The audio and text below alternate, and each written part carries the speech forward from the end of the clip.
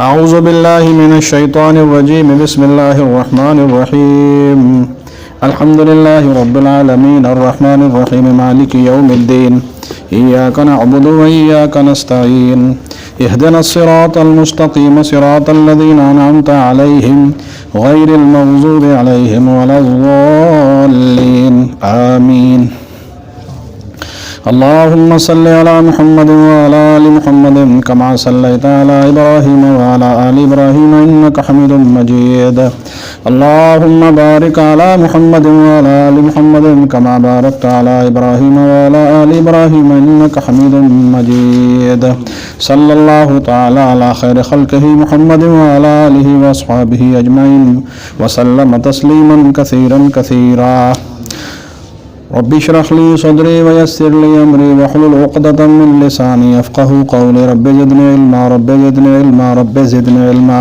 اللهم ربنا زدنا علما آمین۔ سورہ صاد قرآن مجید کی 38 نمبر سورہ مبارکہ 23ویں پارے میں ہے، اس کا درس جاری ہے۔ اس کا پہلا حصہ الحمدللہ آیات مبارکہ نمبر 29 تک جو ہے وہ مکمل ہو گیا ہے۔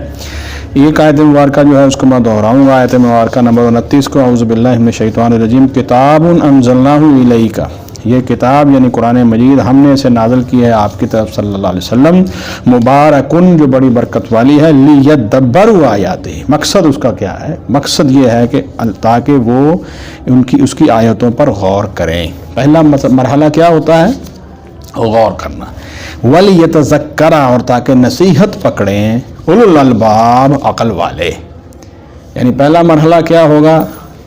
یعنی اس کا یہ مطلب نہیں ہے کہ یہ کتاب صرف عقل والوں کے لیے ہے، نہیں، اس کا مطلب یہ ہے کہ جو بھی غور کرے گا اور نصیحت پکڑے گا عقل والوں میں شامل ہو جائے گا، ہے تو ساری انسانیت کے لیے یہ۔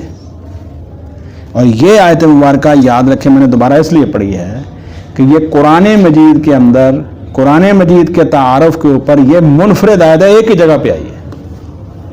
ایک آئی ہے سورہ ابراہیم میں، وہ اور انداز سے، وہ میں نے پچھلے درس میں دہرا دی تھی، وہ آیت بھی منفرد ہے، یہ بھی منفرد ہے۔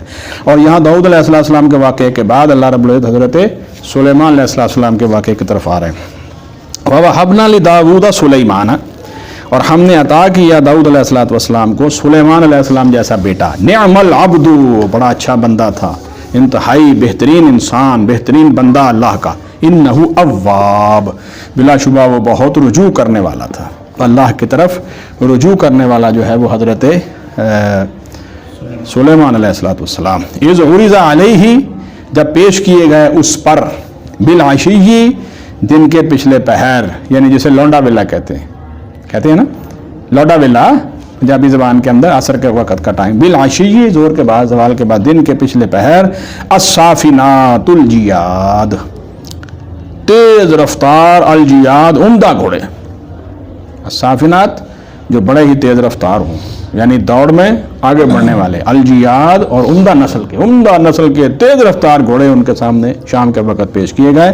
فقال، تو سلیمان علیہ السلام نے کہا، انی احببت، بلا شبہ میں نے محبوب رکھا ہے، حب الخیر، خیر کی محبت۔ یہ جو گھوڑے ہیں، یہ جو مال اللہ تعالیٰ نے مجھے عطا فرمایا ہے، اس کی میں نے محبت اپنے دل میں اس لیے رکھی ہے، عن ذکر ربی، تاکہ اس کی وجہ سے میں اپنے رب کی یاد تازہ کروں، اپنے رب کو یاد کروں۔ کیا مطلب ہے؟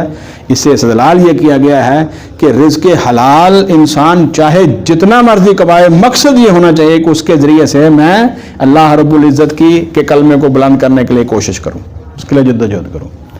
اس کے اندر ساری چیزیں آ جاتی ہیں، صدقات بھی آ جاتے ہیں، نفلی صدقات آ جاتے ہیں، اس کے قربانی آ جاتی ہے، زکوٰۃ آ جاتی ہے، جہاد کے لیے جو مال دیے، سارے آ جاتے ہیں۔ تو حضرت سلیمان علیہ السلام کیا کہتے ہیں کہ یہ جو مال میں نے پالا ہے، اس کے اوپر محنت کی ہے، یہ مجھے محبوب کیوں ہے؟ کیونکہ یہ اللہ کے راستے میں جہاد کے لیے میرے کام آتے ہیں۔ سمجھ آئی بات؟ ان ذکر ربی، اپنے رب کی یاد کی وجہ سے میں نے اپنے مال یعنی گھوڑوں کی جو ہے وہ محبت کو اپنے لیے محبوب رکھا ہے، حتیٰ یہاں تک کہ توارت، وہ گھوڑے چھپ گئے، بالحجاب، پردے میں۔ پھر انہوں نے کہا بھائی ذرا دوڑ لگاؤ۔ یہ دیکھیے نا، آپ نے ظاہر ہے وہ ایک بہت بڑا ایک سلطنت تھی، جس میں گھوڑے پالے ہوں گے، ان پہ محنت کی ہوگی، چراگاہ ہوگی، پھر ان کا ایک مقابلہ کروایا کہ دیکھو کون جو ہے وہ آگے بڑھتا ہے۔ سمجھ آئی بات؟ تو وہ جو آپ نے دوڑایا ان کو، اس ساری جو جسے کہتے ہیں گھوڑوں کی دوڑ کے اندر سیدنا سلیمان علیہ السلام اس قدر جو ہے وہ منہمک ہو گئے، اس قدر وہ اس میں مصروف ہو گئے کہ آگے جا کر پھر ان کو اس کے اوپر جو ہے وہ افسوس ہوا، حتیٰ توارت بالحجاب، یہاں تک کہ وہ گھوڑے چھپ گئے پردے میں، ردوہا علیہ، کہا ان کو واپس لاؤ میرے پاس، ان کو واپس لے آؤ، فتافقہ مسحن بالسوق والاعناق، فتافقہ تو وہ لگے مسحن ہاتھ پھیرنے، بالسوق ان کی پنڈلیوں پر، والاعناق اور گردنوں پر۔ اب یہاں دو معنی مراد لیے گئے ہیں اور دونوں معنی اس آیت مبارکہ کے اندر سے نکلتے ہیں اور مفسرین نے دونوں معنی اختیار کیے۔ ایک معنی یہ اختیار کیا ہے کہ ایسی مصروفیت کے اندر حضرت سلیمان علیہ السلام کی جو نماز ہے وہ رہ گئی، لیٹ ہو گئی، جو عصر کی نماز ہے، تو حضرت سلیمان علیہ السلام نے پھر اللہ رب العزت کی خوشنودی کی خاطر وہ سارے کے سارے جتنے بھی گھوڑے ہیں ان کو ذبح کیا، اور ذبح کرنے کے بعد اللہ کے راستے میں قربان کر کے غرباء میں، مساکین میں اور فوج میں ان کو کھلا دیا، تقسیم کر دیا۔ یہ پہلا معنی ہے۔ یعنی بعض لوگوں نے کہا ہے کہ حضرت سلیمان علیہ السلام نے اتنی تعداد کے اندر گھوڑوں کو جو ہے وہ ذبح کر دیا، مال ضائع کیا، یہ نعوذ باللہ من ذالک انبیاء علیہ السلام پر اعتراض ہے۔ ایسا نہیں ہے، انبیاء علیہ السلام مال رکھتے ہیں اس کا بھی بڑا مقصد ہوتا ہے، مال خرچتے ہیں اس کا بھی بڑا مقصد ہوتا ہے۔ نہ مال رکھنے میں ان کا کوئی دنیاوی فائدہ ہوتا ہے، مقصد ہوتا ہے، نہ مال اللہ کے راستے میں لٹانے میں ان کا اندر جو ہے وہ اسراف و تبذیر ہوتا ہے۔ دونوں صورتوں کے اندر جو ہے وہ اعتدال کا راستہ اختیار کرتے ہیں۔ یہ معنی ایک اختیار کیا گیا ہے۔ دوسرا معنی انہوں نے یہ اختیار کیا ہے کہ وہ آئے جب تو حضرت سلیمان علیہ السلام نے جیسے اوپر کہا کہ مجھے یہ مال محبوب ہے، تو محبت کے ساتھ ان کے جو ہے وہ جسموں کے اوپر آپ ہاتھ پھیرنے لگے۔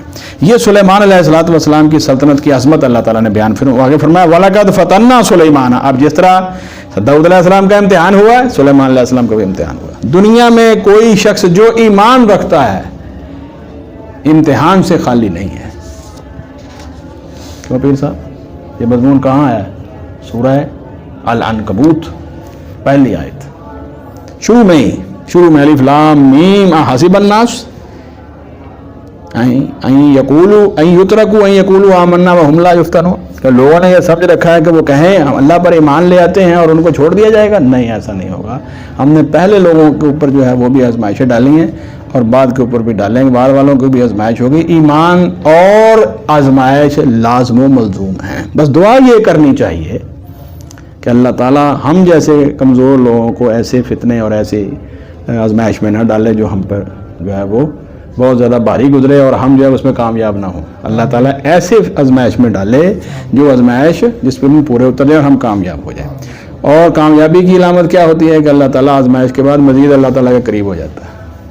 اور انبیاء علیہ السلام کی آزمائش وہ تو ہوتی بہت بڑی ہے، جس طرح کہا گیا ہے، پچھلی دفعہ میں نے بات کہی تھی کہ انبیاء علیہ السلام کے استغفار اور توبہ کے اوپر جو ہے وہ علیحدہ گفتگو بہت لمبی کی ہے۔ کن کن وجوہات کی بنا پر انبیاء علیہ السلام کو اللہ رب العزت کے سامنے استغفار اور توبہ کرتے ہیں۔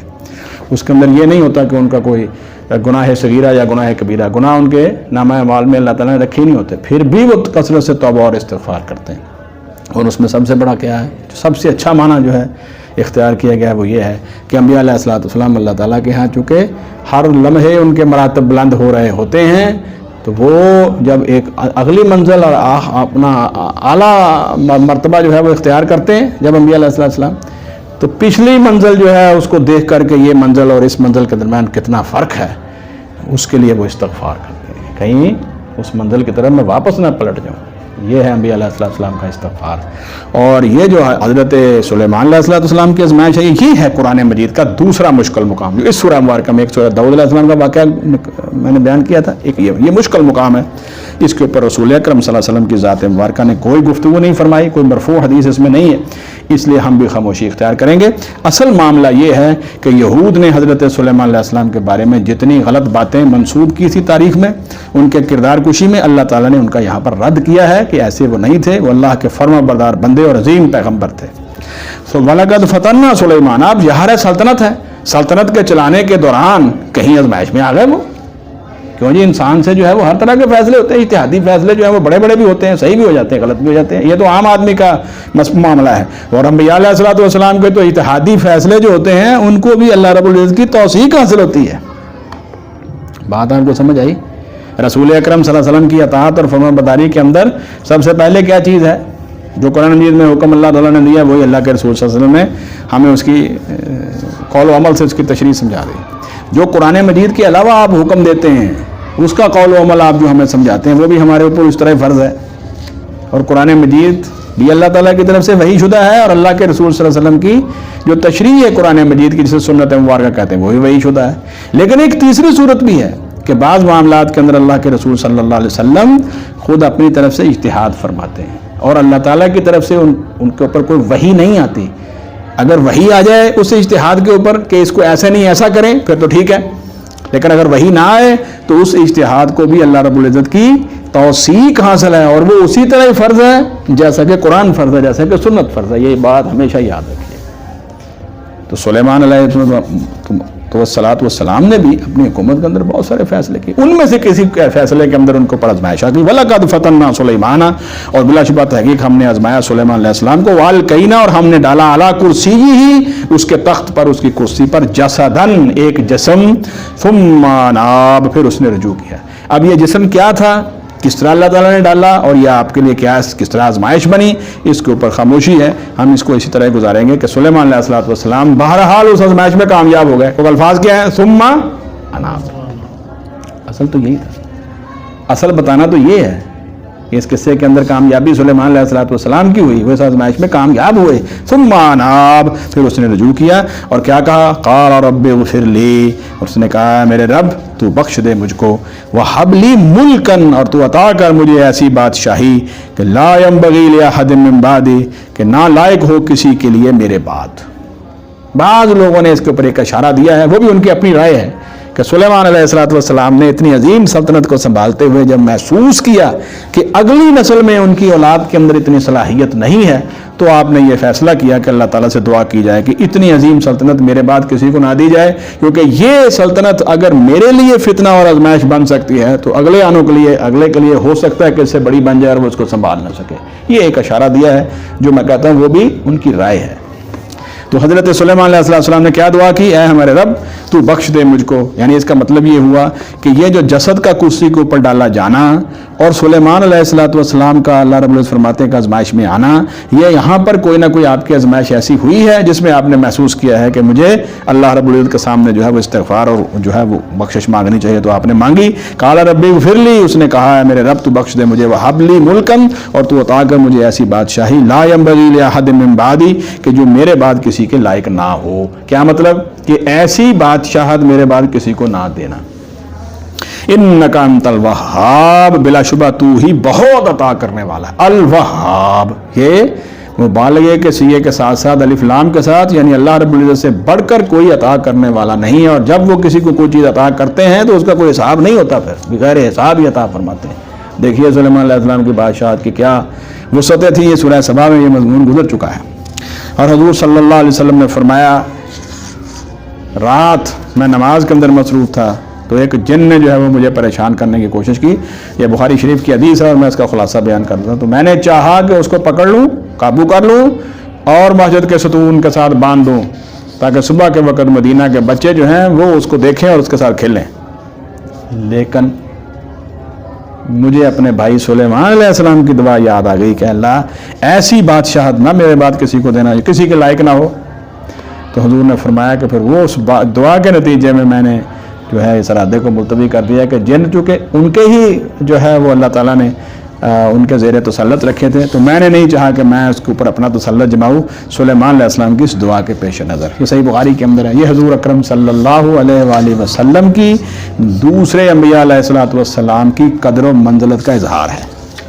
اللہ کے رسول صلی اللہ علیہ وسلم خود دوسرے انبیاء علیہ السلام کے لیے کس قدر عظیم ان کے لیے قدر و منزلت کے لیے کا اظہار فرماتے تھے.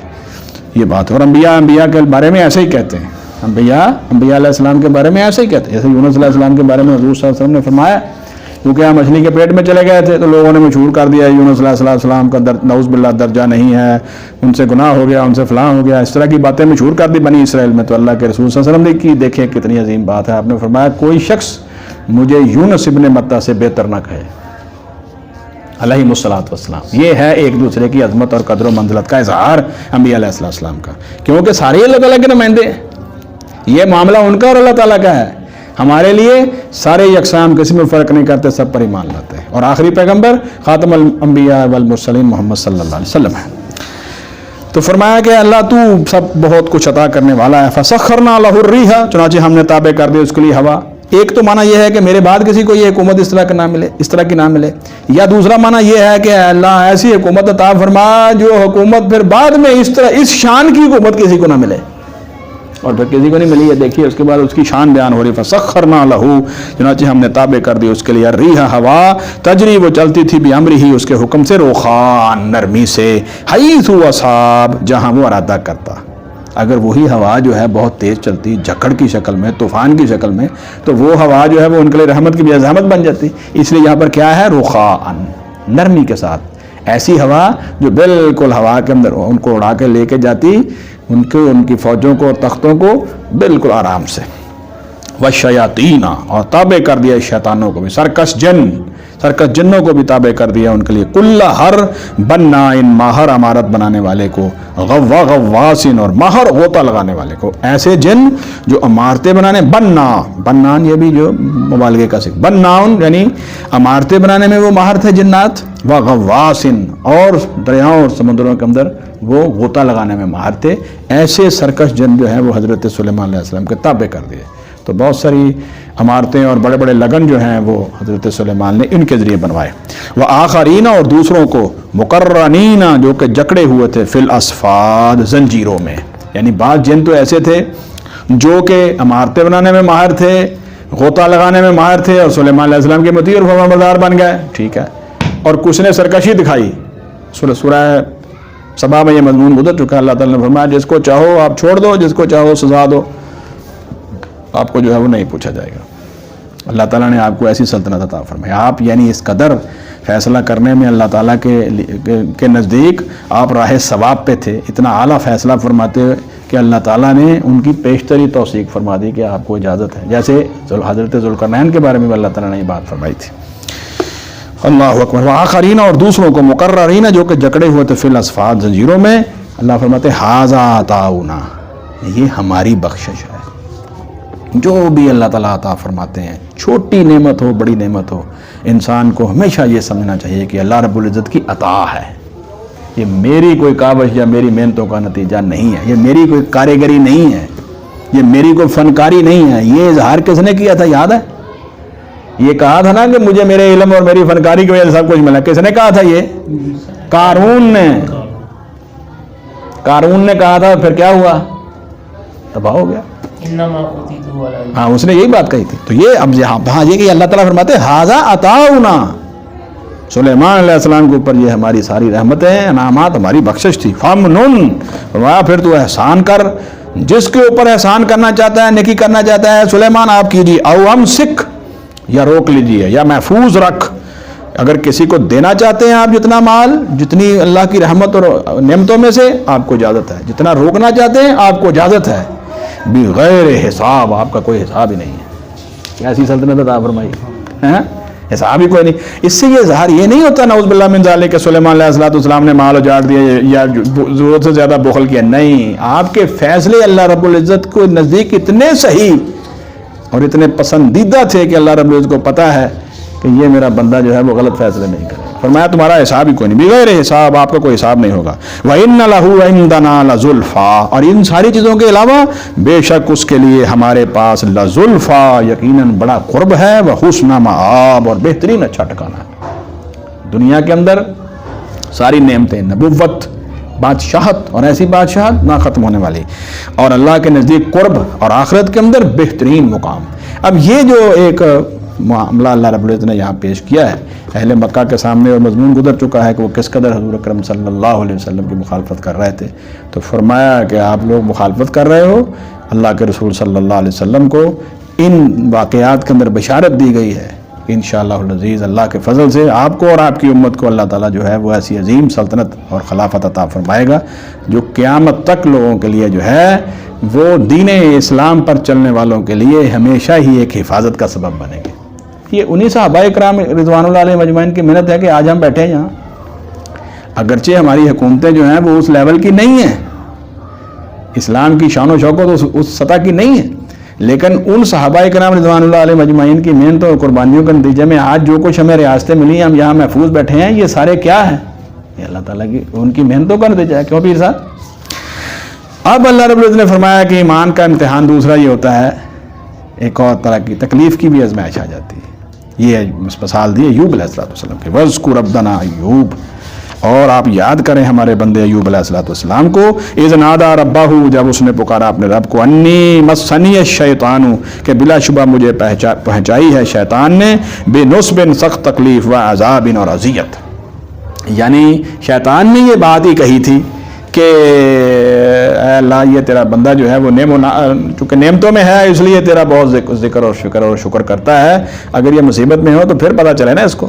تو اللہ رب العزت نے فرمایا نہیں، میرا بندہ ایسا نہیں ہے ایوب علیہ السلام کو، تو ان پر آزمائش آئی۔ تو اس اعتبار سے حضرت ایوب علیہ السلام نے اس کی نسبت شیطان کی طرف کی ہے، ٹھیک ہے کہ نہیں؟ فرمایا انی مسنی الشیطان، کہ بلا شبہ مجھے پہنچائی ہے شیطان نے، بنصب، سخت تکلیف، وعذاب، اور اذیت۔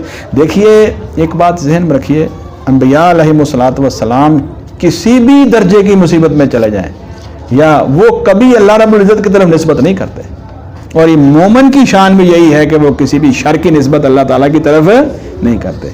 کیا کہتے ہیں؟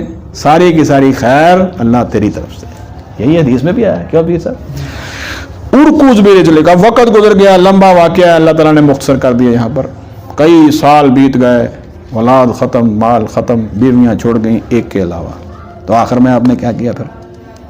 اللہ سے یہ دعا فرمائی۔ یہ دعا کا تذکرہ سورہ انبیاء میں ہے، انی مسنی الضر وانت ارحم الراحمین۔ تو اللہ تعالیٰ نے اس دعا کو قبول فرمایا اور آپ کے لیے پھر یہ جو ہے وہ آسمان سے نعمت نازل فرمائی۔ ارکض برجلک کا حکم آیا، اللہ نے فرمایا تو مار برجلی کا اپنا پیر زمین پر، ھذا مغتسل، یہ غسل کرنے کا پانی ہے، بارد، ٹھنڈا، و شراب، اور مشروب ہے۔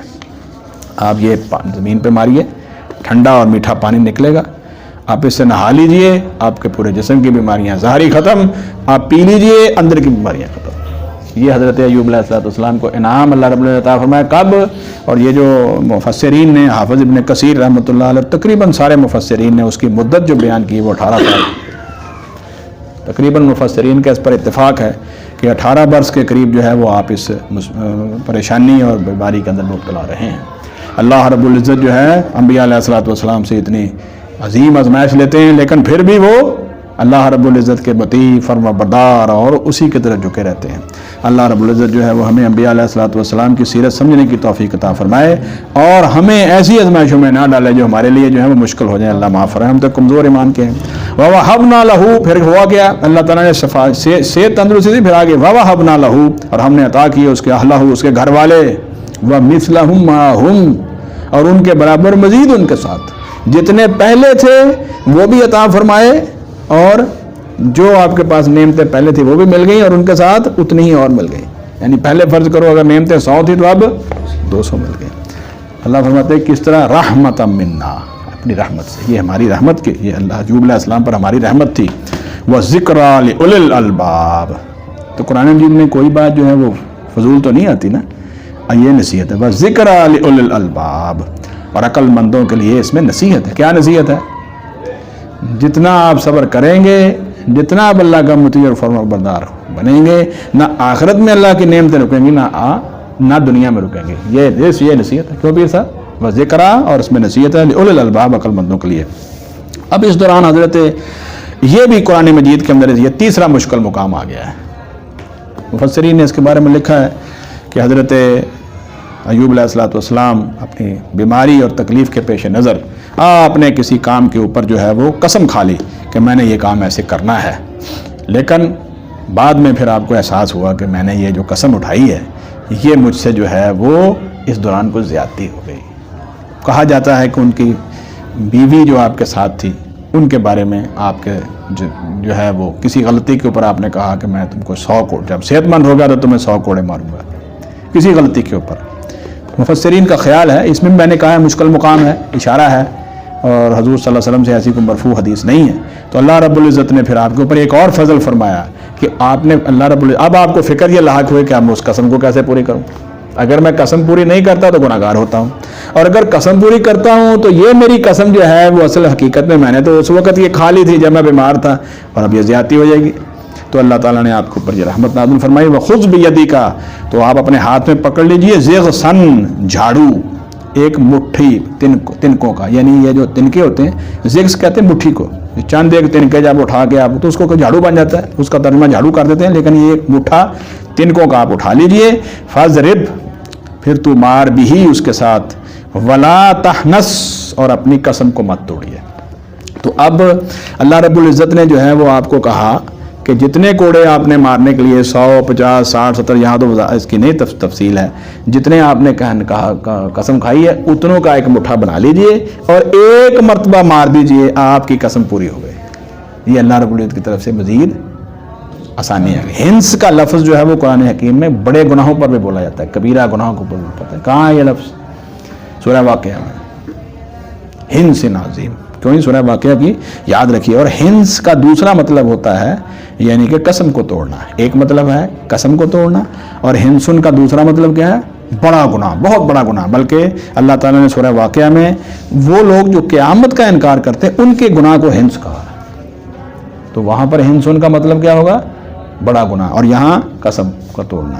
تو فرمایا کہ آپ ایسے کیجئے، وَخُذْ بِيَدِكَ اور آپ پکڑ لیجئے اپنے ہاتھ میں، ضِغْصًا ایک مٹھا تنکوں کا، فَاضْرِبْ پھر تو آپ ماریے بھی اس کے ساتھ، وَلَا تَحْنَسْ اور آپ اپنی قسم کو نہ توڑیے، آپ کی قسم پوری ہو جائے گی۔ یہ انعامات کے علاوہ اللہ رب العزت کی طرف سے مزید آپ کے اوپر کیا ہوا؟ اللہ کا مزید فضل ہو گیا۔ اِنَّا وَجَدْنَاهُ صَابِرًا، اصل وجہ اللہ فرماتے ہیں ہم نے اس کو صبر کرنے والا پایا، بہت بڑا صابر شخص تھا ایوب، نعم العبد، وہ انتہائی اچھا بندہ تھا، انہ اواب، بلا شبہ وہ بہت رجوع کرنے والا تھا۔ اب کئی لوگوں نے یہ کہا ہے قرآن حکیم کے اندر انہی چند انبیاء کا کیوں تذکرہ ہے؟ دیکھیے بھائیو، میں نے یہ کئی دفعہ کہا ہے، لوط علیہ السلام، ایوب علیہ السلام، داؤد علیہ السلام، سلیمان علیہ السلام، اور اسی طرح چند انبیاء جو ہیں حضرت عمران، زکریا، یحییٰ اور عیسیٰ علیہ السلام کے بارے میں یہود نے بہت کچھ جو ہے وہ تاریخ کے اندر اتنا کچھ لکھا ہے کہ انبیاء کی شان جو ہے اس سے بالکل مناسبت نہیں رکھتی۔ تو اللہ رب العزت نے ان کے واقعات کا صحیح بیان بھی فرما دیا ہے اور ساتھ ان کی تعریفیں فرمائی ہیں کہ وہ میرے خاص چنے ہوئے بندے تھے، اللہ کے انبیاء میں سے تھے۔ انہ اواب، بلا شبہ بہت رجوع کرنے والا تھا۔ اور پھر فرمایا وَاذْكُرْ عِبَادَنَا ابراہیم، اور یاد کیجیے ہمارے بندو ابراہیم علیہ السلام کو، وَإِسْحَاقَ اور اسحاق علیہ السلام کو، وَيَعْقُوبَ اور یعقوب علیہ السلام کو، اولو الایدی والابصار، جو قوت والے بھی تھے اور بصیرت والے بھی تھے۔ اللہ تعالیٰ نے ان کو صاحب قوت بنایا تھا، علم و عمل کے اندر، اپنے فیصلوں کے اندر صاحب قوت تھے اور انتہائی بصیرت والے تھے، والابصار اور بصیرت والے تھے، معاملہ فہم تھے۔ اس کو کیا ترجمہ کریں گے؟ معاملہ فہم تھے۔ انا اخلصناہم، بے شک ہم نے انہیں چن لیا تھا، بخالصۃ، یہ زبردست بات ہے، وہ کیوں للایدی والابصار بنے؟ وہ ہے بخالصۃ، ایک ایسی خصلت کے ساتھ، یہ بی کی وجہ سے تین بن گیا ہے، خالصتاً ہے، یعنی ہم نے ان کو چن لیا ایک خاص خوبی اور خصلت کے ساتھ۔ کیا تھی وہ خوبی؟ ذکر الدار، آخرت کو یاد رکھنا، یہ ہے اصل خوبی۔ مختلف حالتیں انبیاء علیہ السلام کی آئی ہیں، داؤد علیہ السلام اور حالت کے اندر انہوں نے زندگی گزاری، سلیمان علیہ السلام نے اور حالت میں، ایوب علیہ السلام نے اور حالت میں، یہ سارے انبیاء علیہ السلام تذکرہ کرنے کے بعد فرمایا یہ سارے کے سارے انبیاء ہم نے کیوں چنے، ان کی کیا خوبی تھی؟ ہر حالت میں یہ آخرت کو نہیں بھولے، اور یہی اللہ فرماتے ہیں انسان کی عقل مندی اور صاحب بصیرت ہونے کی علامت ہے کہ دنیا کے اندر جتنا مرضی وہ گم ہو جائے، خوب جو ہے مصروف ہو جائے، لیکن آخرت نہیں بھولتا۔ یہ بات ہے، یہ ہے نصیحت، کیوں نہیں؟ انا اخلصناہم، بے شک ہم نے انہیں چن لیا تھا، بخالصۃ، ایک خاص خصلت کے ساتھ، ذکر الدار، وہ خصلت کیا ہے؟ یاد آخرت، آخرت کا گھر کا یاد رکھنا۔ وَإِنَّهُمْ اور بے شک وہ، توجہ کیجیے انگلی رکھیے، وَإِنَّهُمْ اور بے شک وہ، عندنا ہمارے نزدیک، لَمِنَ الْمُصْطَفَيْنَ الْأَخْيَارِ، سارے یہ انبیاء الْمُصْطَفَيْن بہترین چنے ہوئے تھے، الْأَخْيَار، اور یہ الْأَخْيار کون ہوتا ہے؟ عظمت والے، عزت والے، وہ بہت زیادہ چنے ہوئے، بہترین چنے ہوئے بندوں میں سے تھے یہ سارے انبیاء علیہ السلام۔ وَاذْكُرْ اسماعیل والیسع وذا الکفل، اور یاد کیجیے حضرت اسماعیل اور یسع علیہ السلام اور ذو الکفل علیہ السلام کو، وَكُلٌّ مِّنَ الْأَخْيَارِ، یہ سارے انبیاء علیہ السلام ان میں سے ہر ایک جو ہے وہ نیکوں میں سے تھا، بہترین انسانوں میں سے تھا۔ اخیار بھی چنے ہوئے کو کہتے ہیں، اخیار بھی اسے کہتے ہیں جو خیر میں سب سے بڑی خیر ہو، جو چنے ہوں میں سب سے بڑے چنے ہوں، ان کو اخیار کہتے ہیں۔